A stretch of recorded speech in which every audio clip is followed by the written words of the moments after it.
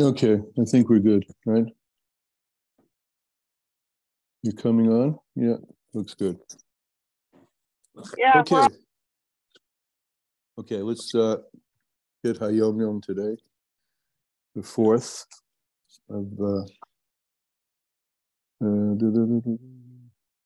4th of Shvat. Mitzrayim, which is code word for Egypt, Meitzar, boundaries, constraints. That's what it expresses, constriction, limitation, Meitzar. The spiritual Egyptian exile is the animal soul restricting and concealing the godly soul so severely that the godly soul is so compressed that it's diminished and obscured. That's what we call gullus. And exile, the opposite of which is geula, is the exodus from Egypt. The geula is the exile, is the opposite of gullus, is the removal of the constriction and bounds. The intellect in the brain illuminates the heart, bringing about fine character traits translated into actual practice. And that's our discussion, right? Their whole discussion in Tanya is based on waking up the Ava Misuteris, which is resident, particularly in the power of the brain or the mind called Chochma, which is what we will continue our discussion about. Lessons in Tanya, page 265 at the bottom. Today. And today's Tanya, this version, the classical Tanya, page Kuf Hey. That's 7-8 lines down. Okay, here we go. Ella, however, what's the Ella? However, we were speaking about how the Chochma of the mind is the window into the ayin, into the Ein Sof. However, that window can be blocked and the light doesn't come in. And this is called what we just referred to, gullus.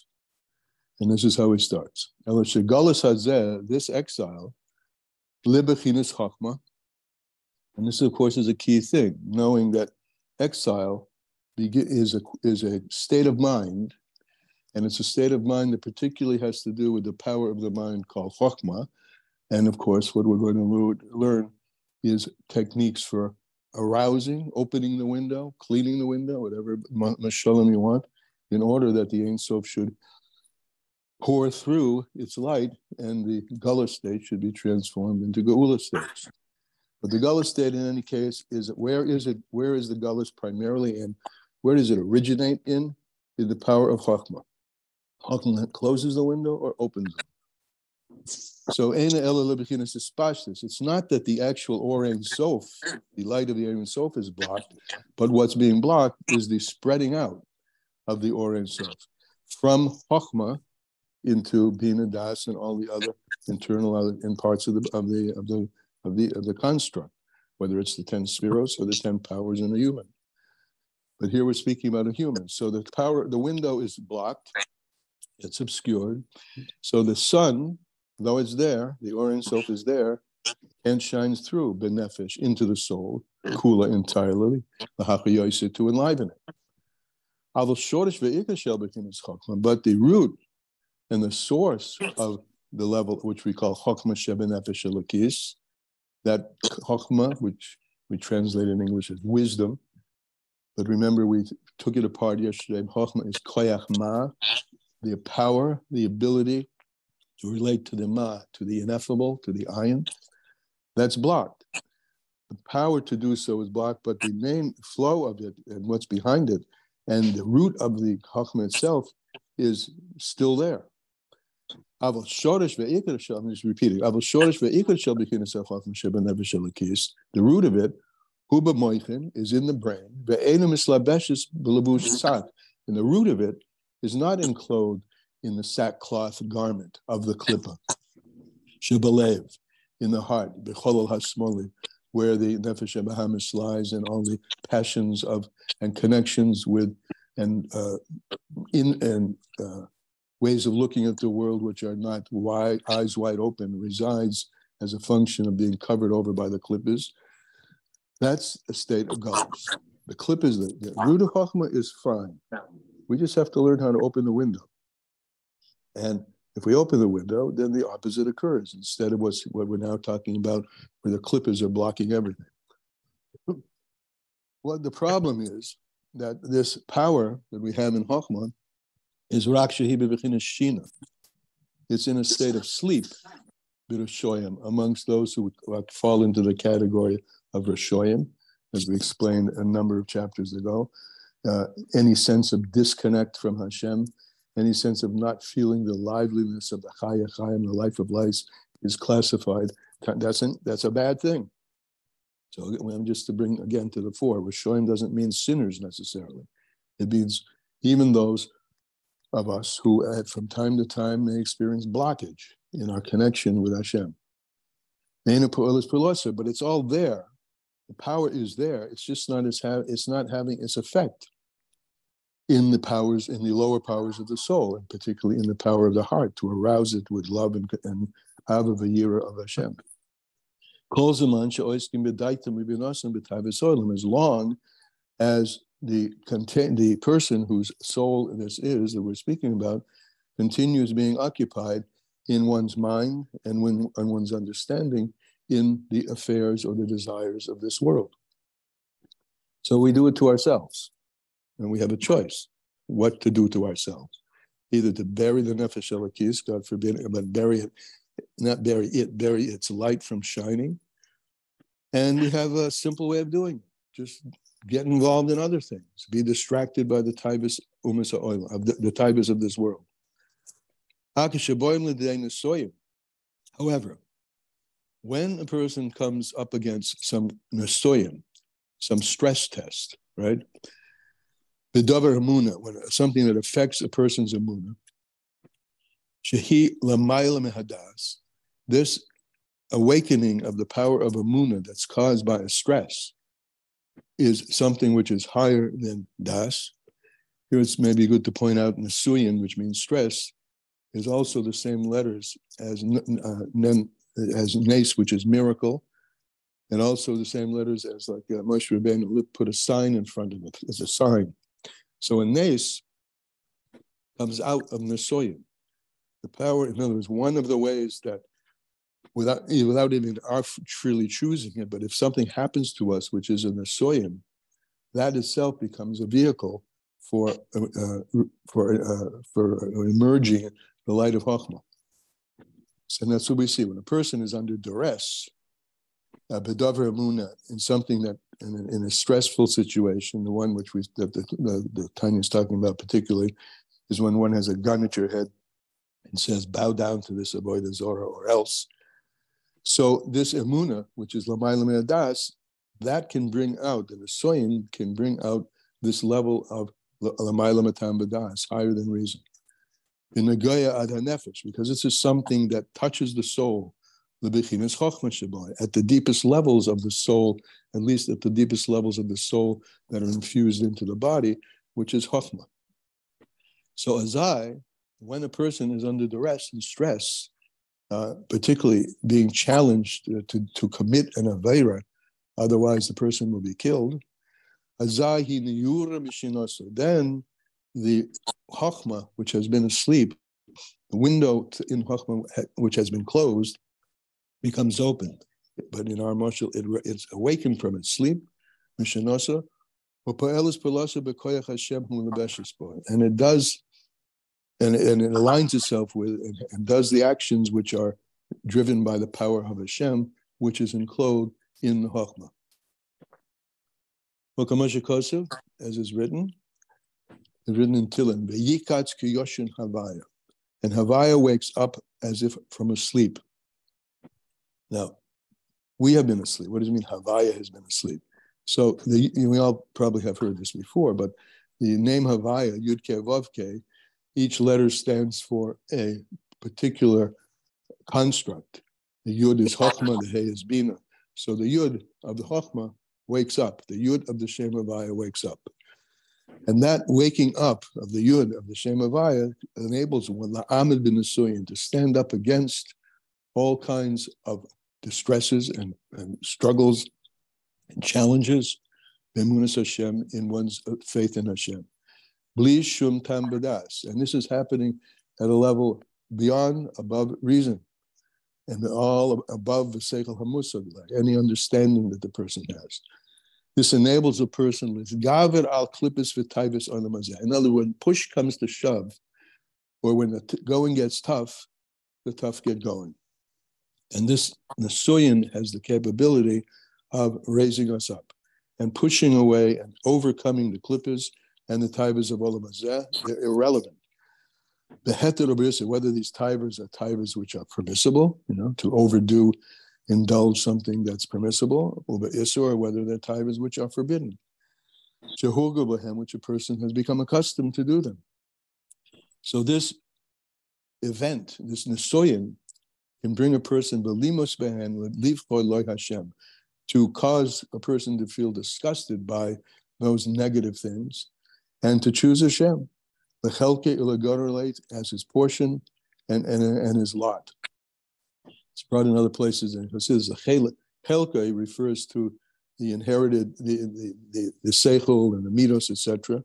And the goralei is a lot, which is above tam v'das, like when you spin the wheel of fortune.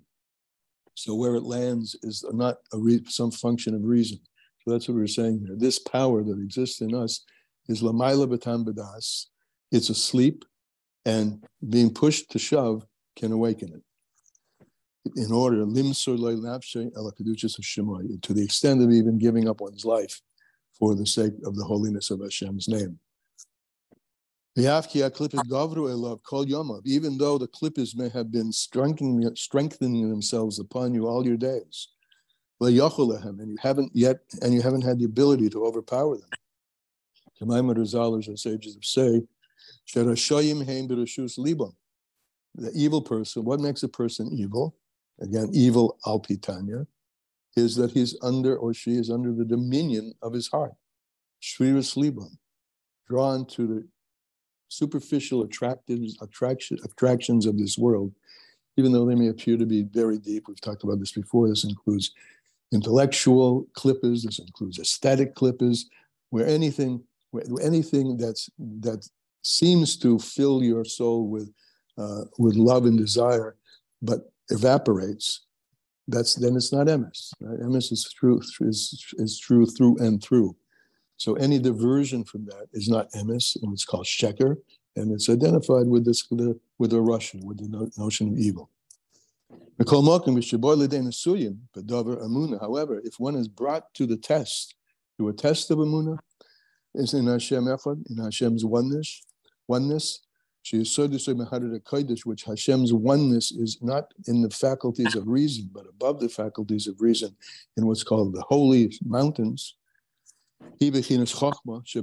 which that experience of transcendence is brought into the soul through the power of Chochma in the soul, and the godly soul, in the godly soul, in which that soul, that godly soul, and in which that particular entry point called Chochma is invested, the Or Ein Sof Baruch Hu, the infinite light. So they call HaKlip is B'Telim. When that spigot is open, when that window is open wide, then automatically all the klippas become batal, umevatolim, and completely disintegrate. V'hoyu koloi hoyu mamish, and it's if they never existed at all. Lifnei Hashem, in front of Hashem. In other words, there's never been this blockage. K'likasiv, as it's written, in Yeshayahu, Kol hagoyim ka'ayin negdecha. All the nations, and here the nations as a metaphor for all the blockages of straight elikus are being blocked. They become like nothing in front of you. It's also Kasiv, it's also written in Tilim. Kihini avecha Hashem, kihini avecha yevedu v'yisporadu. Your enemies, Hashem, your enemies, they will be destroyed and be scattered. And it's also Kasiv, a few psukim right after another. It's also written, also in Tilim. They melt away like wax. In front of the fire, which melts wax, they will be destroyed. And I get one more. It's also written, also in Tilim. The mountains will fade away like wax. Okay, so far he's described this happening and all as a result of an Nisuyin which tests one's belief in God. Now we'll use this later because this is not an everyday event, right? But this is just to set the stage for us knowing that there is a capability within us which may be asleep, and there are circumstances which arouse it. These are the circumstances. And then, of course, there are ways which we can more consciously arouse it, which we'll speak about not in this chapter, but as we go on. But just this chapter, just putting on the table, is there, and circumstances can awaken it. We're now at the top of page 50. The light of God, who is the infinite one, blessed be he. That light, which is Amalubish b'Chochma, Shebenefesh, which is enclosed in Chochma of the soul,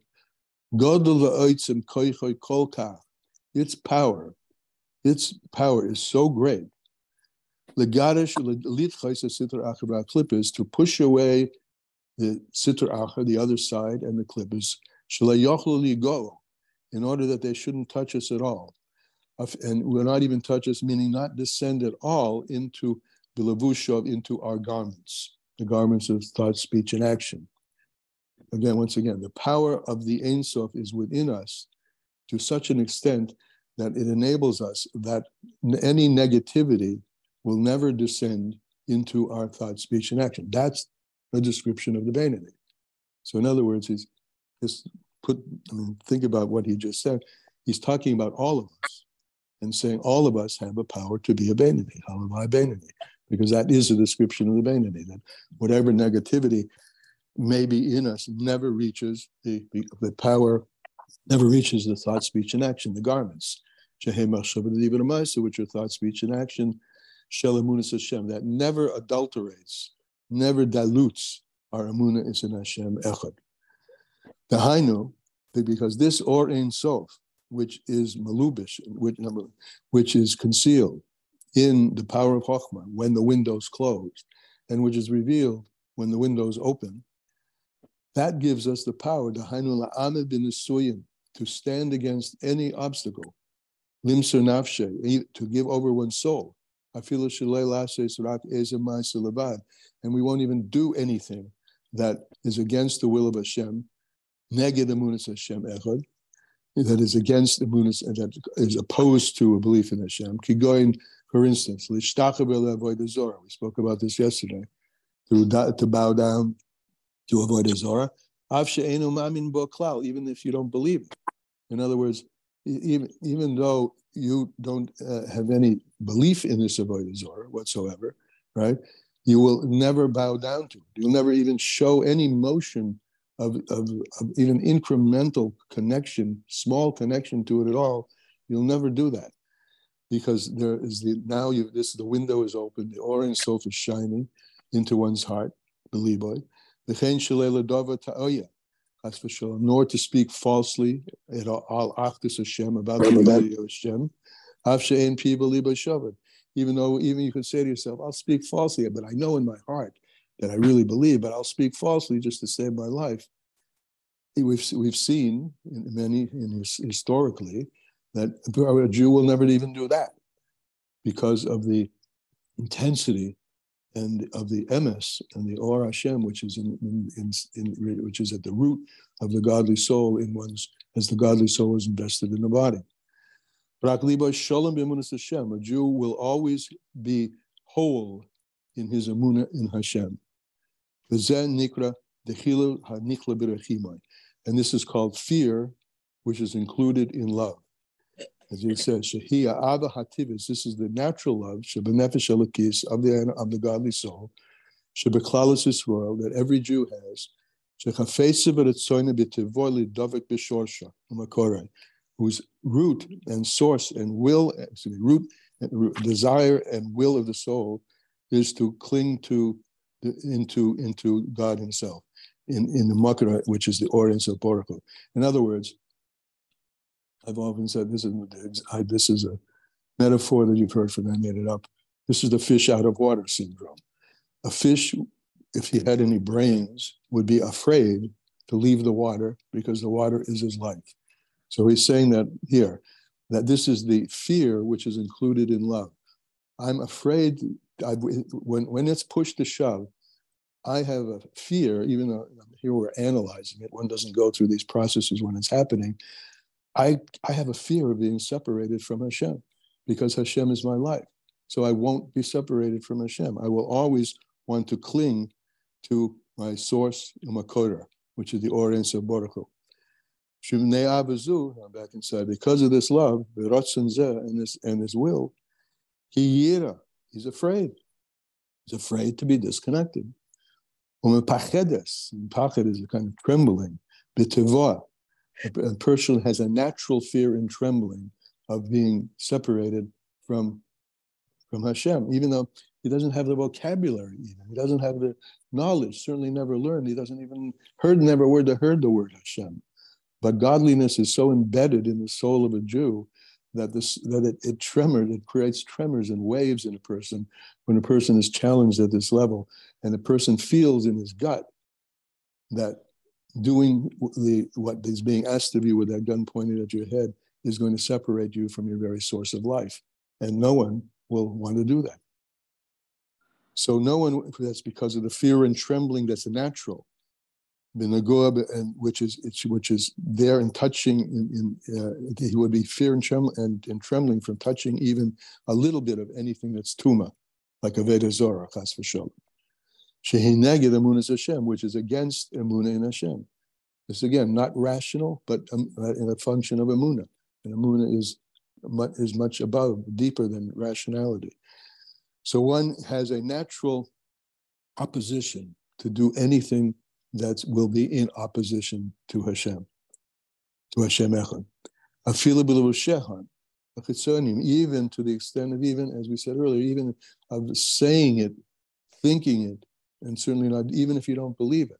In other words, you could say, I'll do this, and I know full well that I don't believe this is not me. I don't believe in this Avodah Zorah, but I'll do it to save my life. I think somebody brought this up yesterday, that there are situations where, God forbid it should happen to us, but history has shown that even that a person won't do. A person will not even superficially give any adhesion and connection to Avodah Zorah, even with his thought, speed, or action. Shehem dibur u'maisa, which are speech or deed, bli emuna belev klal, even if you're doing it, even though you don't believe it. Even that you won't do, because you have an innate sense that this is a separation from Hashem, which is your life. Drop the word Hashem. You don't know about Hashem. This is a separate. This will actually kill me at the deepest root. It's deeper than physical death. This is spiritual death, and a person has a feel for that, even without conscious thinking. And that's today's Tanya. Comments? I'm probably not getting the whole thing, but what about the Maranos? What about the Maranos? They pretended they weren't. Yeah, Jewish. I know what you. Oh, I know what you think. What about they pretended? I don't know. I don't know. I just, while you were talking, I just remembered Daniel Pearl of Shalom. He should have an alias in the Shama for what he did for Kal Yisrael. That's all. I know. Does everybody know that? That's really a good point. A story to the point. Is everybody familiar with? You want to just say it briefly, Aviva? What happened to him? Okay, so Daniel Pearl was a journalist who was captured by the Taliban, I believe. Yeah. He was held captive. And I can't believe you guys don't remember this. No, I'm just saying maybe people don't. Oh, okay. He was held captive, and then his execution was shown live. And before he was beheaded, he said, I am a Jew. Right. And that was that. Right. Anybody else? Anybody? I don't see any hands up. Okay. So look, the lesson is that this power is within us. And this lesson obliterates, this power which is in us obliterates all distractions and all interferences with our realizing and acting in accordance with our essential connection with Hashem, which is there always. Excuse me, but Avi, this all comes from our power of Chochma. All the power of Chochma. That's what I said yesterday. I think it's maybe good to say it again. When we think about Chabad, often people think of Chabad as an intellectual approach to serve Hashem versus Chadas, which is an emotional approach to service Hashem. But it's not quite correct to say that Chabad is an intellectual, because this isn't about intellect. Intellect is a faculty of the brain, for sure. But what we're talking about here, Chochma, is much deeper than intellect. Chochma transcends intellect. So Chabad is all about, starts with the Chochma, the Cha of Chabad, which is opening up the window into the infinite. That's what Chabad is about. Opening up the window to the infinite and then bringing that infinite into all as permeates every corpuscle of our being. It's all about Chochma. Chochma me'ayin timotza. Chochma comes from a place that you don't know where it is. It's a question. Chochma me'ayin timotza. Where does Chochma come from? And the Chacham and then the Chazal darshan it is a statement. Chochma comes from the ayin, from the place which it transcends all reason. And also, there's another, kulam b'chochma asisa. Everything is made with chochma, meaning even the lowest levels, which is called asiya. When the window is open, the Ein Sof itself penetrates down, down, down, lamata, mata, mata, to the lowest levels of asiya, which, by the way, happens to be the entire subject of this year's Basi Lagani, about the expression from Kabbalah that says that the Or Ein Sof is Lamai Lamaila Ad Ein Kates. The Or Ein Sof is higher, higher without any end. Ulamata Mata Ad Ein Tachlis, and below, below without any limit, which is all about this notion of opening up the window to the Or Ein Sof so that it permeates every part of one's body and every action, thought, speech, and action that we do. The secret is opening up Chochma. Yeah.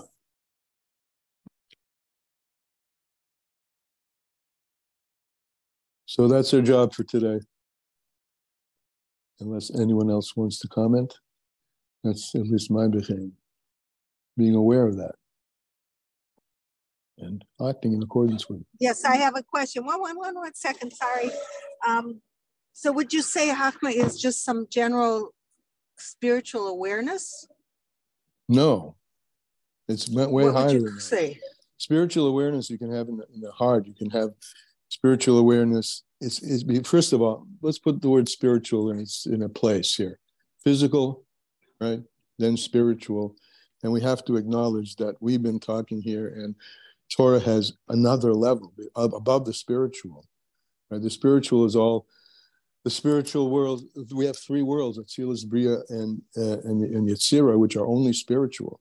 But the higher level in that is the godly. We have physical, spiritual, and godly. So we can have spiritual experiences, and we may know of them or have had them or know people who have had them, which have nothing to do with and don't get us any closer to being, to living the kind of life which draws down Elokus, which is godliness, which is the Or Ein Sof. So it's becoming a godly being, not a spiritual being. Okay, godly awareness? Godly awareness. Awareness of godliness.